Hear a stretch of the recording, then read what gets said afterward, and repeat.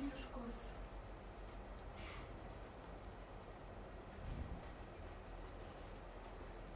Zar me ne prepoznaješ?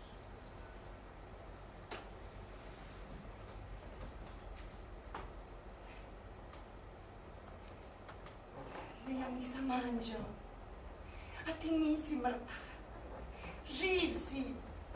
A ja sam tvoja princeza Olivera. Bitka je završena. Odmori se. Čuti. Evo, ne govori. Znam, Maksime. Znam kako je to bilo klanje. Ne moraš ništa da mi pričaš, sve sam videla. Prvo su se na vitezove Dimitrija Vlahovića obrušili Anadolci, Jakube i Sarit Paše. Bacali su na Srbe strele, barjaci su se zapalili, gorili su ljudi i konji.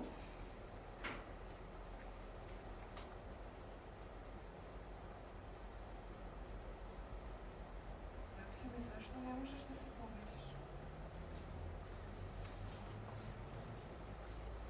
Ništa ne osjećaš. Ali da ti ispričam šta sam još vidjela. Odbili smo Anadolce, a stotine njihovih krvavih turnara plivalo je Lablom. A gledali smo ih kako beže, noseći Sarit Pašu kome je glava visila još samo na parčetu kože. Gospode, kako je to bilo klanje.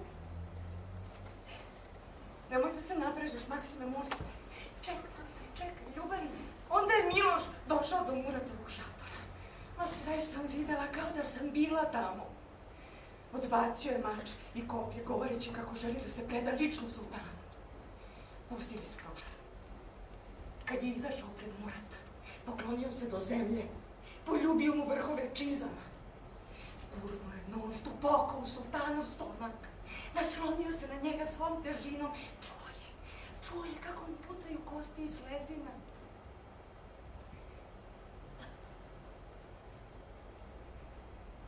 Nemoj više misliti o tome. Sve je sada završeno.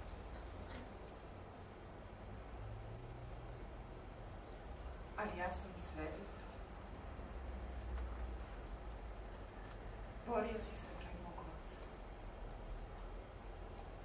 I poslednje što ti je doviknuo bilo je da pustiš njegovog sokola. Bilaka na slobodu. Ja sam tvoja princeza Olivera Ljubav.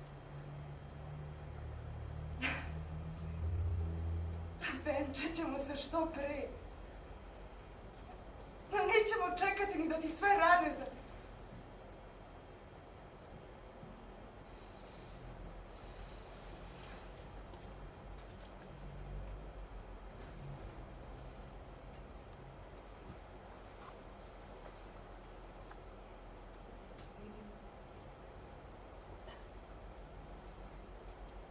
Da ti je već bolje.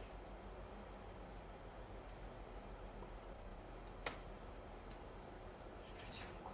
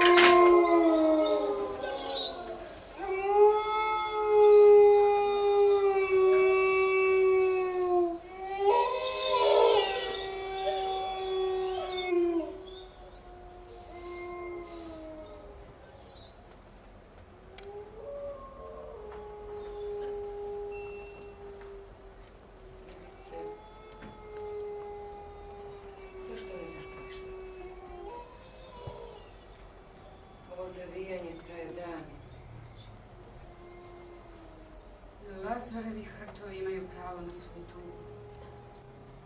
Treba misliti na ljude. Život je za mene postao prava muka. Moraš onda tu muku da prihvatiš. Tako kakva je. Ni manju, ni veću. A bez nje i bez svega, nije li to bolje? Glupost. Neka ona postane tvoja snaga. Podsticaj. Suviše si surova i stroga. Milice. Moraš se sabrati. Zbog sinova i Olivere i zbog carstva. Šta je ostalo od carstva? Ostala je vlak.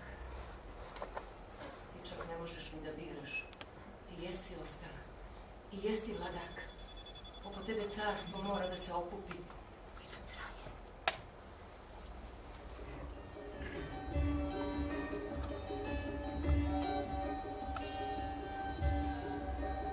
Šta kaže Bajazid?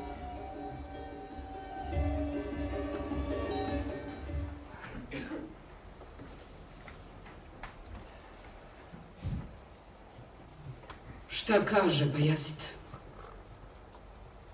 Primio nas je dobro, onako kako priliči sultanu.